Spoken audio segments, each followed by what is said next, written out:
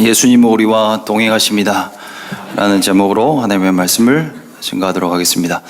부활주일이 지났습니다. 부활주일이 지났고 3일이 지났습니다. 부활주일 그 설교를 통해서 우리에게 있는 그 부활의 권세가 얼마나 크고 놀라운지를 우리는 보았습니다.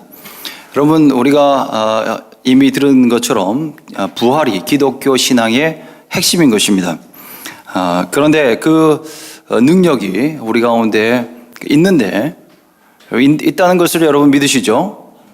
네, 거기에는 여러분 다 동행하시고 우리가 은혜를 받았었는데 그 부활의 능력을 가지고 이번 3일 동안 승리의 삶, 능력의 삶, 더 빛을 마음껏 바라는 그런 삶을 살아가셨습니까? 어떻습니까, 여러분? 할렐루야. 네. 승리하신 분도 계실 것이고 또 변화 없이 똑같이 이전처럼 넘어지면서 힘겹게 사셨고 지금도 그 가운데 있는 분도 혹 있을지 모르겠습니다. 그러면 승리하지 못하신 분들이 있다면 한번 또 자문해 보십시오. 왜 우리는 승리하지 못했을까? 왜 나는 그 부활의 능력이 지금 있음에도 불구하고 승리의 삶을 살지 못하고 있는가를 여러분 질문해 보시기 바랍니다. 저는 이 질문을 가지고 심각하게 한번 고민에 빠졌던 적이 있어요. 왜 복음을 듣고 정말 은혜도 받았고 죄된 나는 옛자는 죽었고 내 안에 주님이 살아계신다라고 하는 것을 들었는데 믿어요. 분명히 저는 그걸 믿어요. 그 주님은 살아서 내 안에 역사하시는 것도 믿어요. 그런데 또 쓰러지는 거예요. 과연 왜 이런 일이 있을까 그런 생각을 했어요. 여러분, 심각한 문제 아닙니까? 정말 심각한 문제죠. 우리가 주님을 만나고 나서 그 죄된 자신을 보면서 회개하죠. 그 눈물 흘리면서 그 회개도 했습니다. 그죠? 그리고 십자가 위에서 우리 자신도 옛자가 죽었다는 선포도 들었어요. 감동이 돼요. 놀랍죠. 놀라운 선포도 우리가 들었었어요.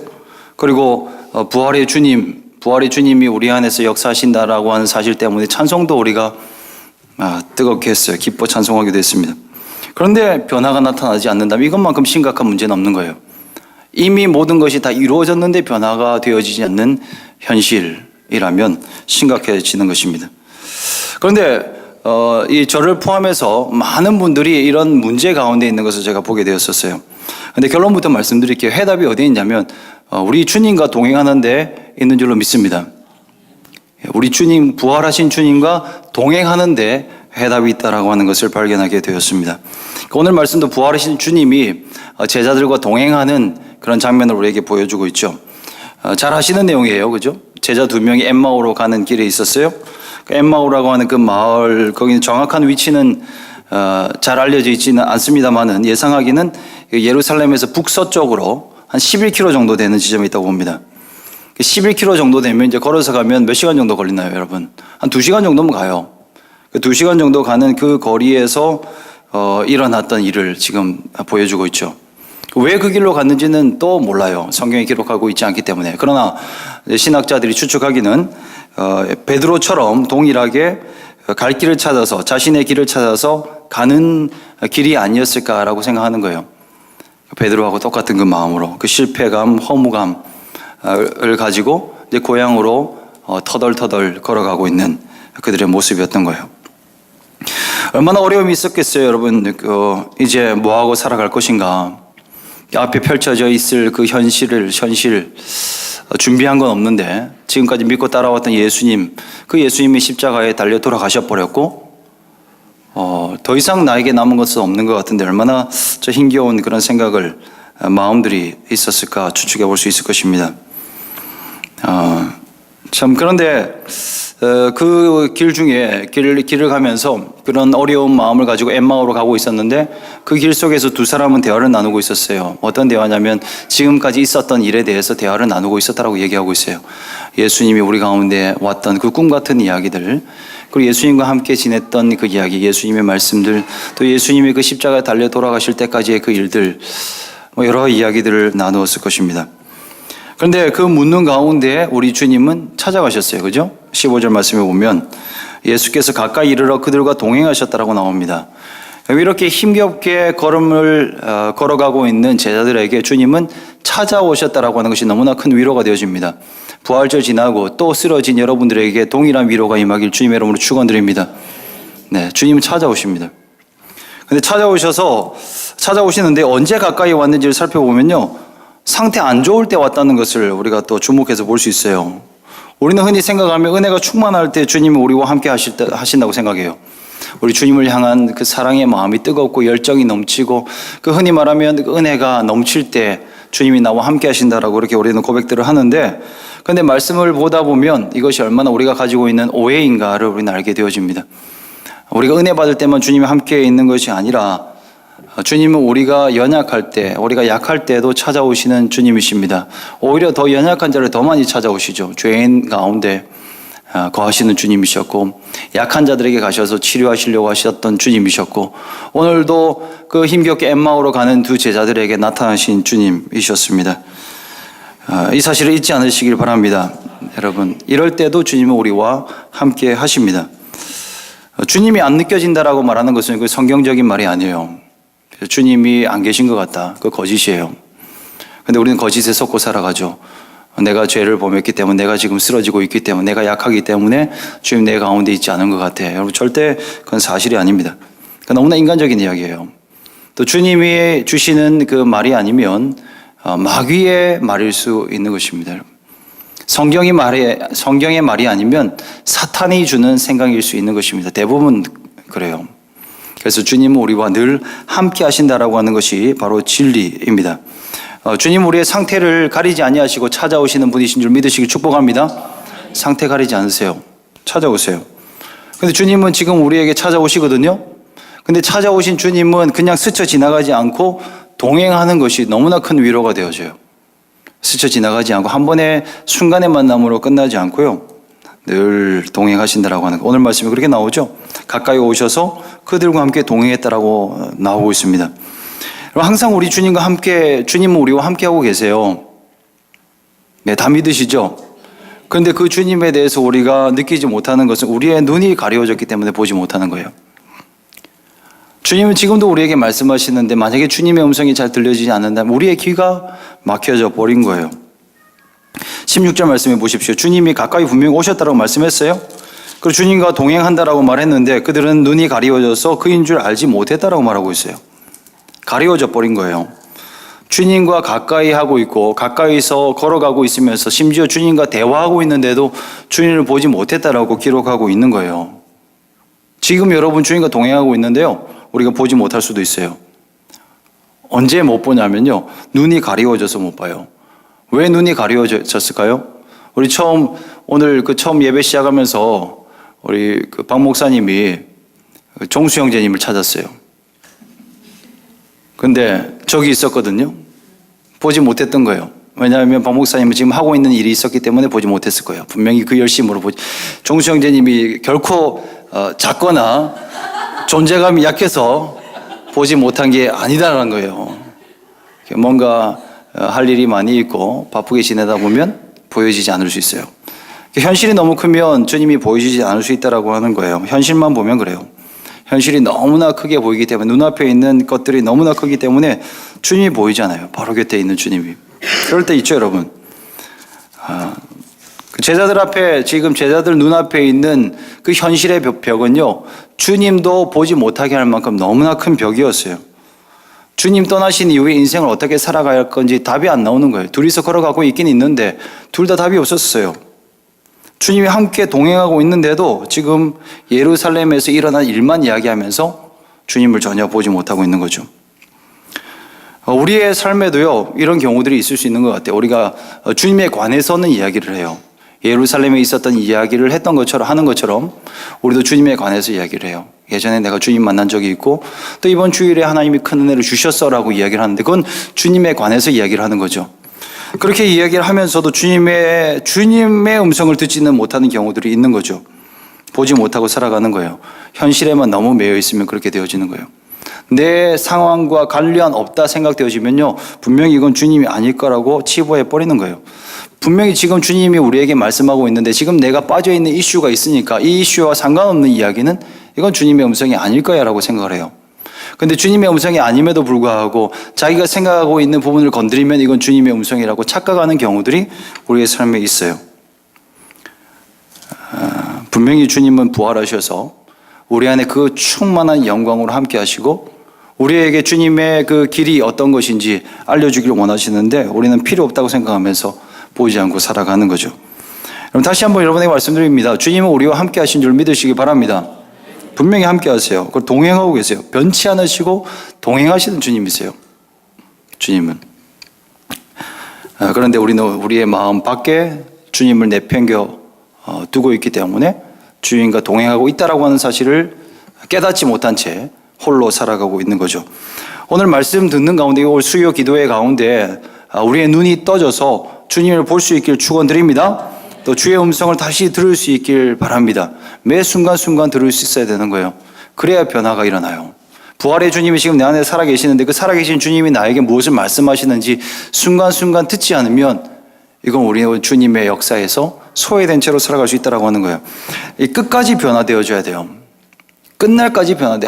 이 변화는요, 한순간의 사건으로 끝나버리면 안 돼요. 그 은혜 받았던 것이 과거의 추억으로 끝나면 안 된다니까요, 여러분. 우리 주님 다시 오실 때까지 항상 변화의 삶을 살아가길 축복합니다. 그러기 위해서 날마다 주님을 바라볼 수 있는 자가 되어줘야 됩니다. 오늘 말씀 통해서 어떻게 주님을 바라볼 수 있는지, 주님을 볼 수 있는지를 좀 살펴보기를 원하는데, 첫째는 말씀을 들을 때 주님을 우리는 볼 수가 있습니다. 예수님께서 제자들을 찾아가셔서 제자들에게 가셔서 하신 일이 뭐였냐면 먼저 질문을 하세요. 말씀을 하셔야 되는데 그럼 일방적으로 말씀 던지지 않으시고 먼저 물어보세요. 그들의 상태를 먼저 파악하는 거죠. 우리 주님은 인격이기 때문에 그렇게 하시는 거예요. 여러분, 우리 상담사이신 사모님 옆에서 이런 얘기하기 그렇지만 상담을 할 때나 아픈 사람을 치료할 때 이럴 때 우리는 상대의 그 아픈 사람 대상의 상태를 먼저 파악해야 되는 거예요. 그러니까 누군가를 우리가 고치고자 할 때는 그 사람의 지금 영적인 상태가 어떤 상태인지를 우리는 먼저 파악을 해야 돼요. 그러기 위해서 질문을 하는 거죠. 과연 여러분은 지금 어떤 생각 가운데 있습니까? 당신의 지금 관심사는 무엇입니까? 너희들은 지금 무슨 얘기를 하니라고 우리 주님은 물어보고 있습니다. 인격적으로 다가오셔서 주님 우리에게 물어보십니다. 절대로 주님 우리에게 급하게 다가오시는 분이 아니십니다. 아주 부드럽게 다가오셔서 우리를 배려하시면서 자연스럽게 그들과 걸으면서 말씀해 주고 있습니다. 그리고 우리에게 물으시는데요. 무슨 얘기를 나누냐라고 물어보고 계세요. 저는 이 장면이 너무 재밌다고 생각 들어요. 우리 주님이 제자들인지 이미 아시고 계시잖아요. 그들의 이름도 알았을 거예요. 그리고 그들이 지금 무슨 얘기를 하는지도 분명히 알았을 거예요. 그런데 우리 주님은 그들에게 무슨 얘기를 하느냐라고 이야기를 하고 있어요. 참 이 주님의 마음을 여러분 한번 역으로 생각해 보세요. 어떤 마음이 드셨겠어요? 주님이 그 엠마오로 가는 제자들에게 찾아가셔서 너희들은 지금 무슨 얘기를 하니라고 물어봤을 때 참 복잡한 마음이 들으셨을 거예요. 고민과 패배감 속에 있는 그들에게 주님은 바로 단도직입적으로 니네가 말하고 있는 예수가 바로 나다라고 말하고 싶으셨을 거예요. 뭐 걱정하냐라고 답답했을 거 아니에요, 여러분? 사랑하는 제자들이 지금도 고민과 번뇌 가운데 있는 것을 보게 되어지면 얼마나 답답한 마음이 들었겠어요. 그래서 막 호통치시면서 뭘 하실 것 같은데 그러지 않으세요. 당장 말하고 싶으셨을 텐데 저 같으면 가가지고 막 뒤통수 한 대 치면서 무슨 생각하느냐, 무슨 얘기를 하느냐, 내가 바로 그라 얘기할 것 같은데 그들은 그렇게 얘기하면서 참고, 그죠? 꾹 참고 기다리세요. 질문하시죠. 그 이유가 과연 무엇일까 생각해 보면 제가 생각할 때는 우리 주님은 그들에게 아주 강한 기억을 심어 놓으시고 싶어 했던 것 같아요.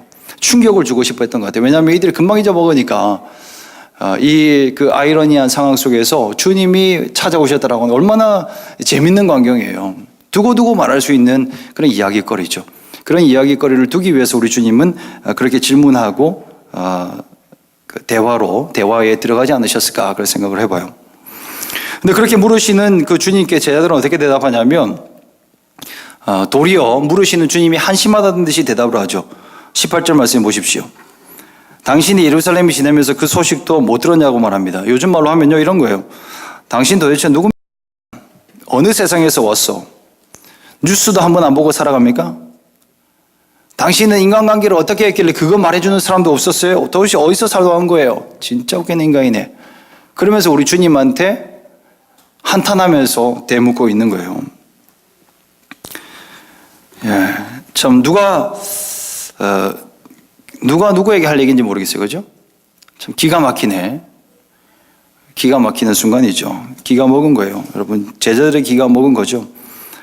우리 주님이 그 소식, 그들의 반응을 들으면서 참 많이, 웃겼을 것 같아요. 그 기가 막혔을 것 같아요. 그 예수님에 대한 말을 하고 있으면서도 지금 예수님이 바로 눈앞에 서서 묻는데 바로 예수님에 대해서 이야기하면서 예수님에게 한심하다는 듯이 탄식하니까 그렇게 봤을 거예요. 그렇죠. 그리고 그 얘기를 듣고 나서 우리 주님은 어떻게 반응하셨냐면 이제 드디어 호통을 치십니다. 호통을 치세요. 어리석은 자들아 라고 이야기하고 선지자의 말을 더디 믿는 자들이여 라고 말하고 있습니다. 믿지 않았다는 거죠. 여러분, 주님의 말씀은요, 우리가 들어야 되는 줄로 믿습니다. 주의 말씀이 우리를 호통칠 때라도 우리는 주의 말씀 앞에 가까이 나가서 멈추시길 축복합니다. 우리 주일 설교 들으면 가끔씩 그런 걸 느낄 때가 있어요. 제가 맨 앞에서 듣는데 목사님 너무 열정적으로 얘기하니까 나를 혼내키는 건가 이거 과연? 맨날 호통 치시고 맨날 버럭하시니까 진짜. 근데 이런 버럭 설교, 호통 설교 계속 들으면 이 인간적으로는 기분 나쁠 만도 한데, 그죠? 기분이 나빠지지가 않아요. 왜 그렇습니까? 주님의 말씀이기 때문인 거잖아요. 제자들에게 나아가셔서 주님이 호통 치시거든요. 호통 침에도 불구하고 우리 주님 앞에 머무는 것이 은혜인 줄로 믿습니다. 그 말씀 들어야 우리의 생명이 살아나기 때문입니다. 우리의 생명이 살아나고 영안이 떠져야 우리 주님이 봐지기 때문입니다. 주님의 말씀을 떠나면 안 됩니다. 조금 싫은 소리도 들어야 돼요. 그러면서 주님은 그 호통 치신 이후에 말씀을 하나하나 말해주시는데 어떤 말씀을 하냐면 성경에 대한 이야기예요. 성경을 풀어주시는데요. 그 성경의 이야기는 바로 예수님 자신이었다라고 얘기를 하고 있어요. 특별히 부활이었어요. 부활에 대해서 특별히 우리 주님은 그 성경 말씀 풀어서 설명해 주고 있어요. 26절 말씀에 보면 고난과 영광에 대해서 말했다라고 이야기를 하고 있습니다. 십자가와 부활을 말씀하고 있는 것입니다. 그리고 27절에 보면 모세와 모든 선지자의 글로 시작해서 모든 성경에 쓴 바 자기에 관한 것을 자세히 설명했다라고 말하고 있습니다. 무엇입니까, 여러분? 주의 말씀을 우리가 들을 때 주님을 만날 수 있다라고 하는 것입니다. 설사 우리가 주님에 관한 말을 아무리 많이 하고 주님께 받은 은혜를 우리가 많이 추억한다 하더라도 이것이 주님의 음성이 아닐 수 있다라고 하는 거예요. 직접 주님의 말씀을 듣지 않으면 우리의 눈이 가리워져서 주님을 보지 못할 수 있다라고 하는 거예요. 주님과의 동행의 핵심은 바로 주님의 말씀을 듣는 데 있는 것입니다. 주의 말씀 들으면 눈이 떠지게 되어 있습니다. 두 번째로 그러면 주의 말씀을 듣고 난 이후에 우리는 어떻게 반응해야 되는가를 보기를 원하는데요. 바로 주님과의 교제를 통해서 주님을 볼 수 있다라고 하는 것입니다. 주의 말씀을 다 들은 이후에 그들은 목적지에 도착을 했어요. 날이 저물어 갔고요. 엠마오라고 하는 지역으로 들어갔어요. 주님은 떠나시려고 했죠. 그런데 제자들은 그들에게 예수님에게 강권했어요. 우리와 함께 들어갑시다라고 얘기를 했어요. 거기서 결정적으로 눈이 열려지는 경험을 하게 됐거든요. 우리 주님의 모습 중에서 너무 좋은 모습이에요. 이건 바로 제자들과 함께 교제하는 그런 모습이에요. 교제하는 가운데 그들이 눈이 떠졌다라고 하는 것입니다. 바로 제자들과 함께 먹고 마시는 시간을 통해서 열려졌습니다. 교제가 너무 중요합니다. 주님과 교제하는 시간을 가지는 건 너무나 중요해요. 말씀 듣고요, 그걸로 끝날 수 없어요. 우리가 주일날 설교 들으면요, 그걸 가지고 늘 곱씹어 먹어봐야 되는 거예요. 교제의 시간을 가져야 돼요. 주일날 교회 오는 게 너무 좋죠, 여러분. 그렇지 않습니까? 우리 성도님들 보면 참 주일날 기쁜 마음으로 오시는 것처럼 느껴져서 참 좋은데 왜 여러분 기쁜 마음으로 오세요? 주의 말씀을 먹었어도 좋긴 하지만 또 주일날 주는 교회밥이 맛있어서 좋지 않습니까, 여러분? 너무 중요한 거거든요. 우리가 먹고 교제하는 것, 주님 안에 머무는 것. 그리고 그 주님 안에 머문다라고 하는 것은 우리가 좀 고상한 말로 표현해서 그렇지만 함께 먹고 마시는 거예요. 주님과 먹고 마시는 것. 또 주님의 임재 가운데 형제 자매들과 함께 먹고 마시는 것 너무나 중요한 거예요. 그죠? 교회 오면 맛있는 식사가 있으니까 참 좋죠.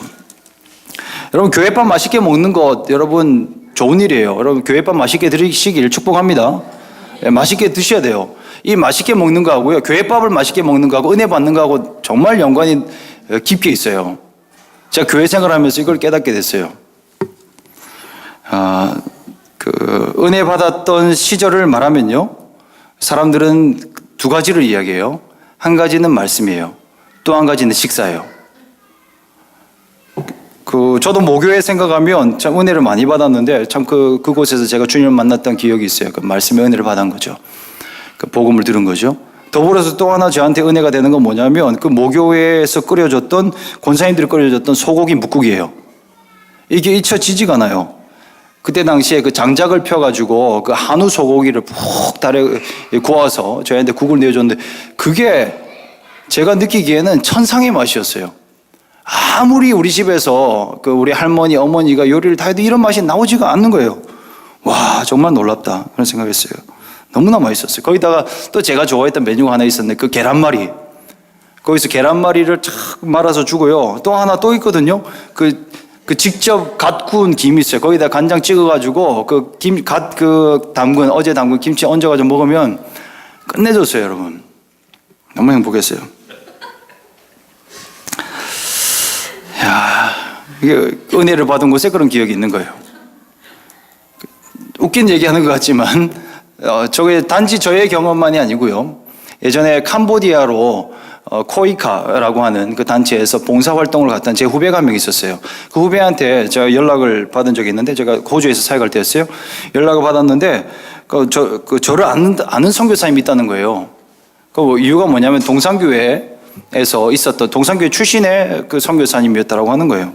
그 누군지는 아직까지 잘 모르겠는데, 그래서 그래 그분이 뭐 무슨 얘기를 하더냐 물어보니까 동산교회에서 은혜를 엄청 많이 받았다 얘기를 하는 거예요. 그러면서 하는 얘기가 동산교회 국수 생각이 아직까지 난다는 거예요. 캄보디아에서 정말 그때 그 예배 때 열심히 예배 드리고 은혜 받고 나서 먹었던 국수가 너무 맛있었다는 거예요. 그리고요, 이런 그 얘기는 끝도 없어요, 여러분. 제가 여기 직전에 있었던 일이거든요. 시드니에서 그 세 가족 분이 등록을 하셨는데 그 노년에 아주 그 고상하게 생기신 그 자매 분이셨어요. 한 70 가까이 되신 분인데, 아주 그 고상하고 고우신 분이셨어요. 이분이 등록을 하셨는데, 이분을 등록시키기 위해서 따님이 수십 년간을 기도를 했어요. 한 30년가량을 기도를 했대요, 그냥. 엄청 열심히 기도를 한 거죠. 근데 이분이 꿈쩍을 안 하시다가 굉장히 올곧은 분이시거든요. 그래 뭐 너무 잘 사시는 분이니까 전도를 아무리 하고 권유를 해도 교회를 나오지 않는 분이셨는데 드디어 교회를 나오셨어요. 근데 나오신 이유는 그분이 암투병을 몇 달 전에 하셨거든요. 그때 그 담임 목사님이 가셔서 그 신방하고 그 신방 때 은혜를 받고 주님을 만나고 나오신 거예요. 그래서 주님을 만난 직후였던 거예요. 그래서 좀 속된 말로 하면은 아주 뜨거울 때였어요. 아주 뜨거울 때 등록을 하셨는데 그분과 제가 세가족 면담을 했거든요. 그 세가족 면담을 하면서 이분이 은혜 받는 얘기를 막 하는 거예요. 너무 감동적이었어요. 근데 그분의 은혜 받은 이야기의 절반은 주의 말씀을 받은 거고요. 절반은 교회밥이 맛있다는 거예요. 그런 얘기를 할 뿐이 아닌데 그런 얘기를 하면서 본인도 너무 놀랍다는 거예요. 교회밥이 이 밥이랑 반찬은 도대체 맛있을 수가 없는 이 퀄리티인데 맛있다는 거예요. 왜냐하면 지금 우리 교회는 너무 이 식사가 좋아요. 제가 보니까 아주 이게 고퀄리티예요. 근데 제가 선교 때 시드니에는요, 교회 예산은 많은데 밥은 아주 짰어요. 그래서 1인당 예산이 얼마냐면 50센트. 우리 교회 지금 얼마인지 아세요? 2,000원, 3,000원 정도 되죠? 왜 그쯤 되는데 3,000원인데 거기는 50센트였어요. 그러니까 나올 수 있는 건요, 그 권사님들이 손으로 자르고 요리한 국하고 김치. 늘 동일하게, 우리 주님하고 비슷하게, 늘 동일하게 국하고 김치 이렇게 나왔었거든요.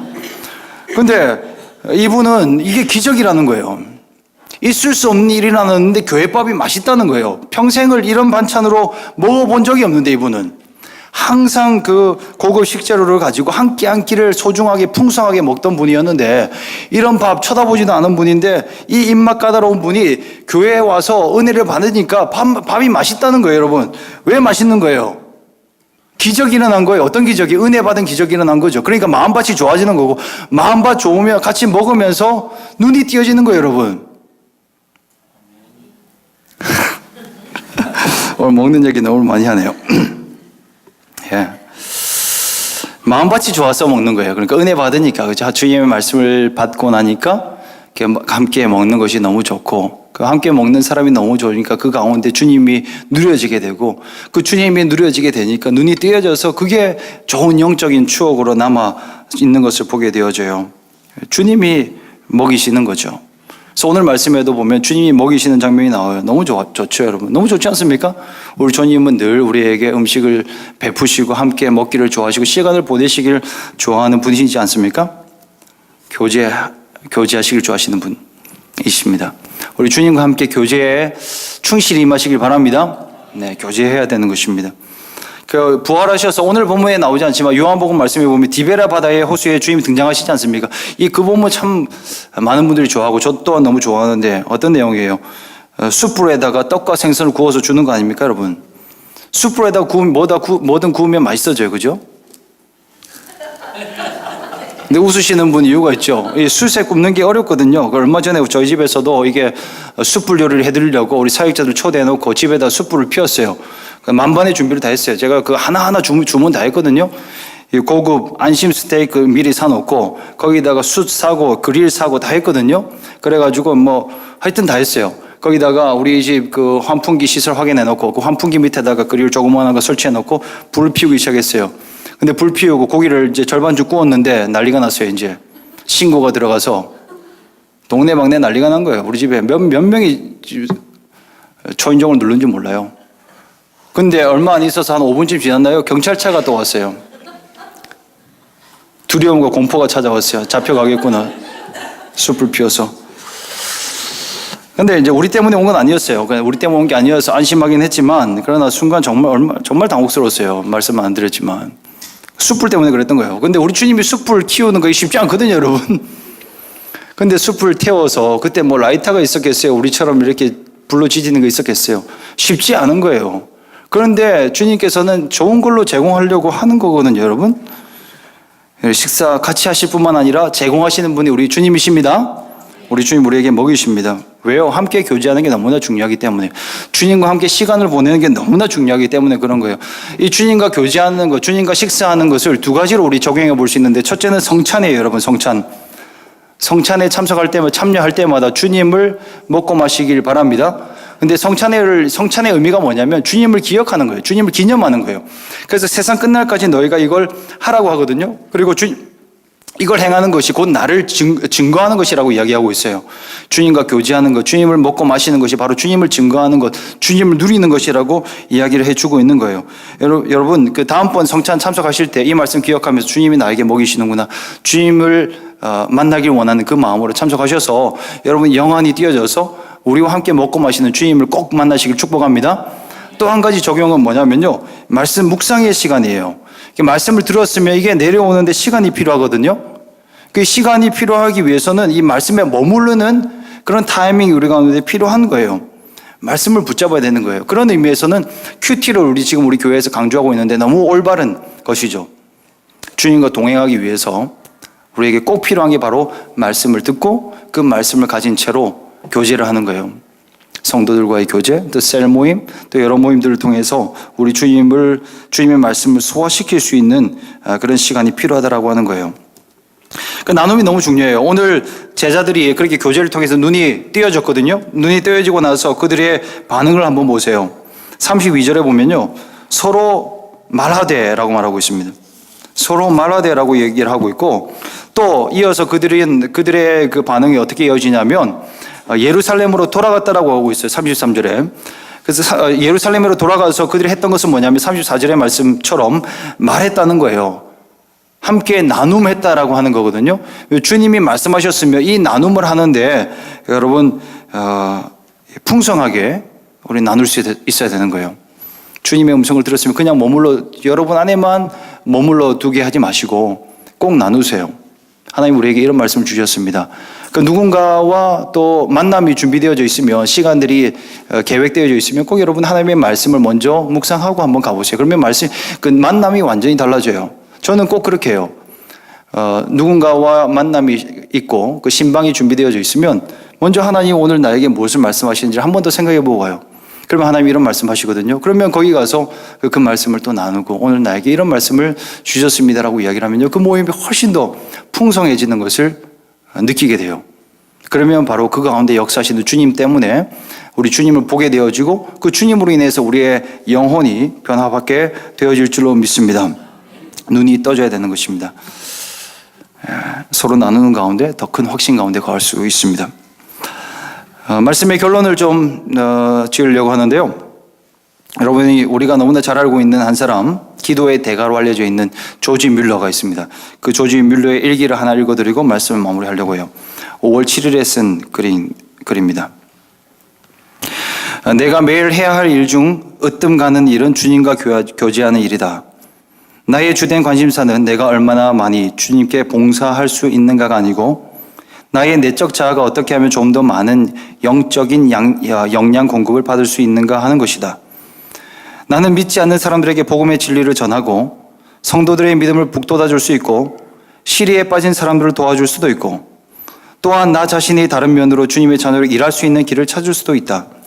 그렇더라도 주 안에서 기뻐하지 않고 나날이 나의 내적 자아가 영적인 영양 공급과 힘을 얻지 못한다면 내가 하고 있는 이 사역을 그릇된 정신으로 이끌어 갈 수가 있는 것이다. 내가 해야 했던 일 중에 가장 중요한 것은 주님의 말씀을 읽고 묵상하는 일이었다. 그것을 통해서 나의 마음이 주님으로부터 위로와 격려를 받으며 때로는 경고와 채찍질도 받게 되는 것이다. 대개 아침에 잠자리에 일어나면 제일 먼저 기도를 시작한다. 그러나 정신 집중이 안 될 때는 흔히 15분에서 1시간 정도 무릎을 꿇고 기도할 수 있도록 노력하곤 하였다. 나에게는 더 이상 이런 문제는 없다. 나는 가끔씩 신앙생활의 초창기에 성경 말씀을 읽고 묵상하는 것의 중요성을 깨닫지 못했던 것에 대해서 놀라곤 한다. 외적인 자아가 먹지 않고서 아무 일도 할 수 없듯이 내적 자아 또한 그렇다. 물이 수도관을 통과하듯이 우리 마음속을 통과하는 것처럼 하나님의 말씀을 읽는 데서 그쳐서는 안 된다. 우리가 읽는 성경 구절을 묵상하고 또한 그것을 우리 마음속에 새겨 넣어야 하는 것이다. 기도의 대가라고 하는 조지 뮬러가 성경 말씀 묵상에 대한 강조를 우리에게 해주고 있습니다. 여러분, 영적인 대가라고 할 수 있는 그가 이렇게 하나님의 말씀의 공급을 매일 받지 않으면 시험에 들 수 있다고 말하고 있는데, 여러분 오늘 우리 또한 그렇게 날마다 주님의 말씀을 공급받고 우리 안에 역사하시는 부활의 주님 날마다 만나고 주의 말씀 안에서 그 풍성한 삶을 살아가야 될 줄로 믿습니다. 여러분 기억하십시오. 부활의 주님은 우리와 함께 계십니다. 이 주님을 날마다 만나고 살아가야 하는 것입니다. 그래서 빡빡한 일상 속에 살아가지만 그러나 그 속에서 여러분 시간을 좀 내세요. 그래서 주의 음성을 듣고 또 주의 음성을 들을 뿐만 아니라 그것을 공동체에 또 나누고 또 내 삶에 소화시킬 수 있는 시간들을 풍성히 가져나갈 때 사망 권세에 이기신 주님으로 인해서 우리도 이기게 될 것이고요. 또한 우리의 삶은 끝까지 우리 주님 앞에 설 때까지 우리 그리스도의 장성한 분량으로 자라나가는 변화의 삶을 살아가게 될 줄로 믿습니다. 이 시간 우리 함께 기도하며 나가도록 하겠습니다.